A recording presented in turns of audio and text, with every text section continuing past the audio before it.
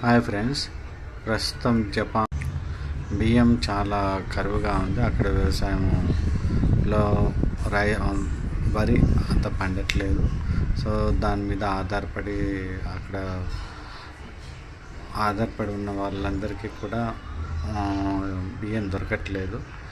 So ఫ్యూచర్లో ఆకలి కేకలు వచ్చే అవకాశం ఉంది అక్కడ కూడా. సో ఈ ఎఫెక్ట్ అమెరికా మీద కూడా ఉంటుంది. ఎందుకంటే అమెరికా ఏంటంటే అక్కడ కూడా వాటిది లోపల అన్నీ అయిపోతున్నాయి. ఎందుకంటే ఆర్థిక వ్యవస్థ 190% అమెరికాది దెబ్బతిన్నది. పైన ఏంటంటే ఈ బాంబులు అమ్ముకొని బతుకుదామనే స్టేజ్కి అమెరికా వచ్చింది.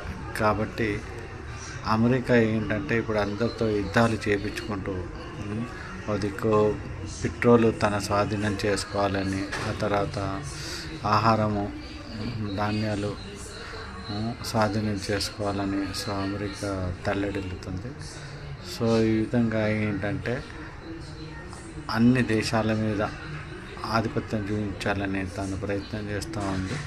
సో ఇది ఎంతవరకు జరగదు కూడా. ఎందుకంటే అమెరికా కొన్ని రోజుల్లో అది నాశనం అయ్యేదే ఉంది, నాశనం అవుతుంది కూడా. సో దాంతోపాటు కొన్ని దేశాలు కూడా నాశనం అయిపోతాయి. సో దీనివల్ల ఈ అణుబాంబుల వల్ల వచ్చేటువంటి నష్టం చాలా తీవ్రంగా ఉంటుంది ప్రకృతి మీద. సో ప్రకృతి కూడా తన రూపాన్ని దాలుస్తుంది.